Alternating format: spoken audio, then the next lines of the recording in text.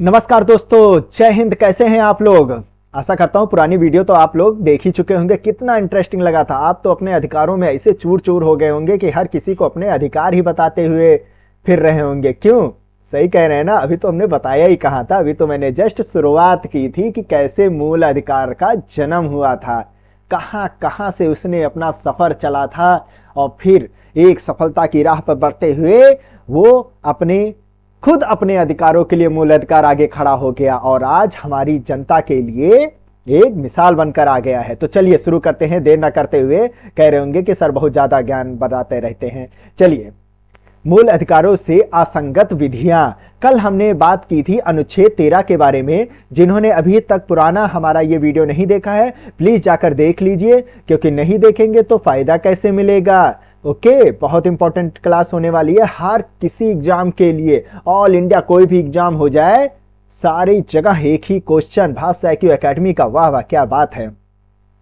चलिए, मूल अधिकारों से असंगत विधियों के बारे में जानते हैं। अनुच्छेद 13 ये क्या होता है? अनुच्छेद 13 में ये बात बताई गई है कि इसमें कहा गया है, इसमें कुछ चीजें रखी गई कि अगर कोई कानून ऐसा आ जाए कि वो मूल अधिकारों के मतलब कि दायरे से बाहर जा रहा है, तो क्या करेगा न्यायालय? उस दायरे को ही काट देगा, है ना। कहते नहीं है अगर कानून के बाहर तुम्हारा हाथ गया तो हाथ काट देंगे। पता नहीं कहा भी जाता है कि नहीं, बस सुन लीजिए ऐसे ही। तो कुछ ऐसे ही अनुच्छेद 13 में बात कही गई है। अनुच्छेद 13 जो होता है, इसे मूल अधिकार का सुरक्षा कवच कहा गया है कि कोई ऐसा कानून अगर आ गया जो मूल अधिकारों का हनन करते हुए पाया गया, तो उसको वहीं पर ही टाएं टाएं फिस कर दिया जाएगा, आगे नहीं बढ़ने दिया जाएगा। इसके लिए इसके द्वारा न्यायालय को मूल अधिकारों का सजग प्रहरी बना करके तैनात कर दिया गया है। न्यायालय जो है, ये देखिए भाला लेकर के एकदम तैयार खड़ा हुआ है कि कोई भी कानून आएगा हम उसको देख लेंगे, किसी के मूल अधिकारों का हनन होने नहीं देंगे। वाह वाह वाह वाह। इसके तहत न्यायालय ऐसे किसी भी विधि को शून्य घोषित कर सकता है जो मूल अधिकारों से असंगत पाई जाती है। चलिए एक छोटा सा डायग्राम बना के समझा देते हैं। ई गोलवा है पूरा हमारा संविधान। ओके, संविधान है, भरा हुआ संविधान। अब इसमें ये छोटे छोटे हैं हमारे मूल अधिकार। अब एक कानून, ये मतलब कानून है हमारे जो कानून बन के आ रहे हैं मूल अधिकारों के अंतर्गत। कानून ए है, कानून बी है, कानून सी है, कानून डी है। एक कानून आ गया, ई आ गया, इतना बाहर चला गया वो, और इतना अंदर है कानूनी। अब ये जो होता है, ये हमारा ये पूरा मूल अधिकार है और ये उसके अंतर्गत आए हुए छोटे छोटे कानून है। अब उसमें से ई वाला जो ये कानून था, इसका इतना जो पोर्शन आप देख रहे हैं, ये एकदम बाहर चला गया है, यानी कि ये मूल अधिकारों का हनन करते हुए मिल रहा है।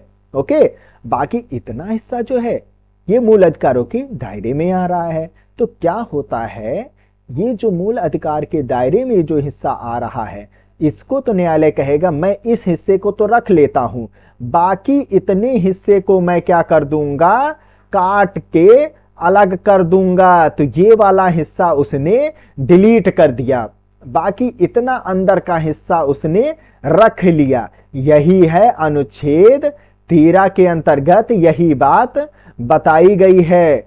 समझ गए ये चीज? अब समझ में आया क्यों सजग प्रहरी कहा गया है, सुरक्षा कवच कहा गया है।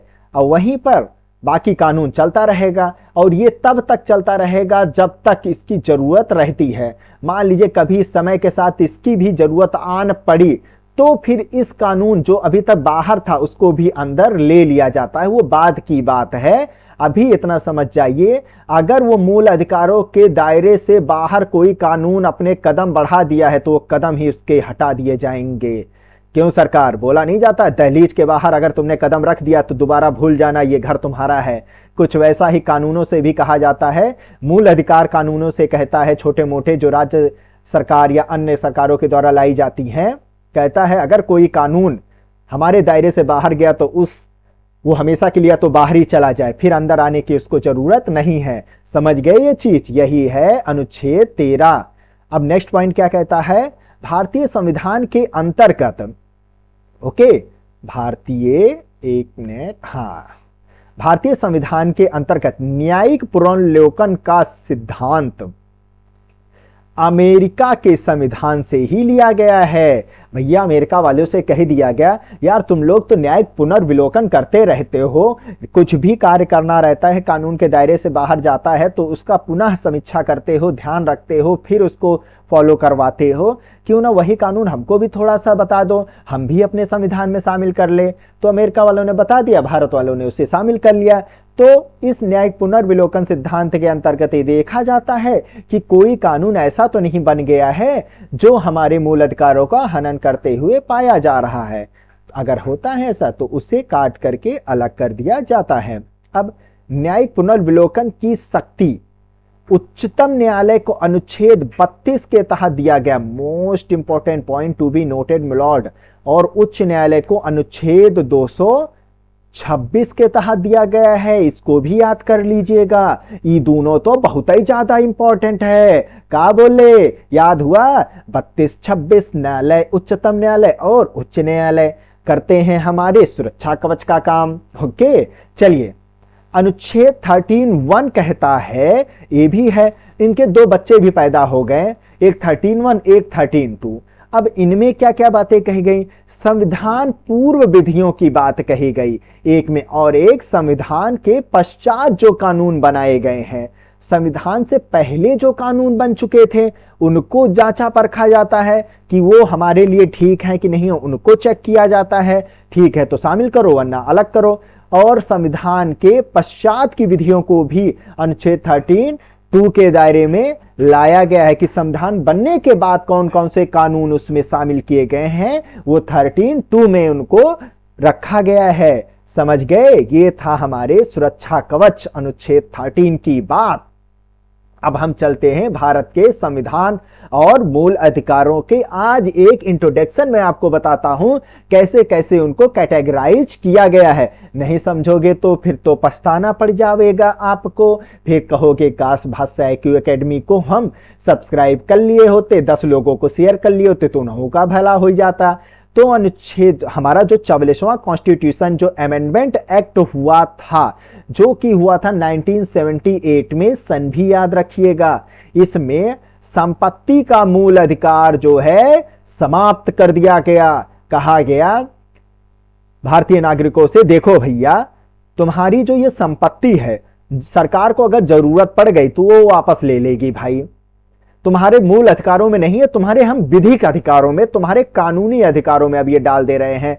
मूल अधिकारों अनुच्छेद 32, 226 के तहत तुम इसको आप इसके लिए याचिका दायर नहीं कर सकते हो। अगर मैं उसको वापस लेना चाहूं संपत्ति को, भाई कुछ भी काम हो सकता है, कोई विकास कार्यों के लिए इस्तेमाल हो सकता है उस संपत्ति का, पता चला वहीं से रेलवे योजना चलाई जा रही हो, ओके, कुछ भी कार्य हो सकता है ना, बहुत से काम हो सकते हैं, रेलवे चलाई जा सकती है या वहां पर कुछ अन्य विकास के कार्य चलाए जाने हो, फैक्ट्रियां बनवानी हो, कुछ भी हो सकता है, तो उसकी बात हो जाती है। तो संपत्ति के मूल अधिकार को अनुच्छेद 19(1) के तहत जो कि अब तक आता था वहां, और अनुच्छेद 31 दोनों में आता था, यहां से उसको उठा करके बड़ी ही इज्जत के साथ अनुच्छेद 33 का में उसको ले आया गया और उनको मूल अधिकार से विधिक अधिकार में बदल दिया गया। ओके, अब ये कानूनी अधिकार ही रह गया है अनुच्छेद 33 का। ओके, चलिए अब इसके अन्य पॉइंटों को हम अच्छे से समझते हैं, कैसे इनको कैटेगराइज किया गया है। वर्तमान में भारतीय नागरिकों को कुल 6 मूल अधिकार प्राप्त हैं। वो कौन कौन से मूल अधिकार प्राप्त हैं? एक तो होता है समानता का अधिकार, जो कि 14 से लेकर के 18 तक है। अनुच्छेद 14 से 18, इसको ऐसे याद कर लो, सन 1418। ओ माय गॉड, कितना अच्छे से याद हो गया। 14, 18 है ना, 4 का दुगना कर दो 8। ओके, एक ही जैसा 14 से 18 समानता का अधिकार, सब लोग समान ही रहेंगे इसमें भर भर के। स्वतंत्रता, जिसमें आजादी ही आजादी भरी है, इसको ऐसे याद कर लो, सन 1922 है ना, यानी कि अनुच्छेद 19 से लेकर के 22 तक आपको स्वतंत्रता ही स्वतंत्रता दी गई है। 19, 20, 21, 22। फिर शोषण आपको एक्सप्लॉइट नहीं किया जाएगा। शोषण के विरुद्ध अधिकार की बात कही गई है। अनुच्छेद 23 और 24 में कोई आपसे बलात्श्रम नहीं करवा सकता है, अन्य कोई ऐसे कार्य नहीं करवाया जा सकता है जो आपके मूल अधिकारों का हनन कर रहा हो। समझ गए ये बात? नहीं समझे हैं तो आगे हम फिर से समझाएंगे। ओके, तो कारखानों से भी नहीं काम करवाया जाएगा ऐसे ही। नेक्स्ट है धार्मिक, है ना, धर्म के लिए अक्सर देखते हैं लड़ाई होती ही रहती है, तो उसमें भी संविधान में कह दिया गया भैया हम 25 से लेकर के 28 तक आपको कुछ मूल अधिकार दे रहे हैं, ये आपके धर्म से ही रिलेटेड है, उसको आप याद रखिएगा। और कैसे याद करवाया जाएगा? कोई याद तो करवा नहीं पाएगा, भाषा IQ एकेडमी का ही काम है आपके दिमाग में ऐसा डाल देबे कि एकदम आप जहां जइबा एकदम अपने अधिकार को बतैबा। ओके, तो धार्मिक स्वतंत्रता का अधिकार अनुच्छेद 25 से 28 तक है। संस्कृत और शिक्षा संबंधी अधिकारों की भी बात कही गई है अनुच्छेद 29 से 30 में। इसमें अल्पसंख्यकों के लिए बात कही गई है। 29 और 30 अल्पसंख्यक की बात। ओके, संवैधानिक उपचारों अनुच्छेद 32, इसमें अगर कुछ भी हमारा मूल अधिकार बीमार पड़ गया हो तो बेचारा उपचार भी तो जरूरी है। अनुच्छेद 32 में उनका उपचार किया जाता है। ओके, तो आज थी ये समरी इसके बारे में। अब हम इस पर डिटेल में उतरेंगे, तो बकायदा पूरी तरीके से तैयार हो जाइएगा औजार लेकर के। ओके, ये देखिए नेक्स्ट क्लास शुरू हो जाएगी कुछ ऐसे। चलिए बस आज बस इतना ही। नेक्स्ट सेशन एक नए क्लास के साथ, एक नए उमंगों के साथ, एक नए जोश के साथ आपके दिमाग में भर देंगे पॉलिटी की पूरी क्लास। जय हिंद, जय भारत।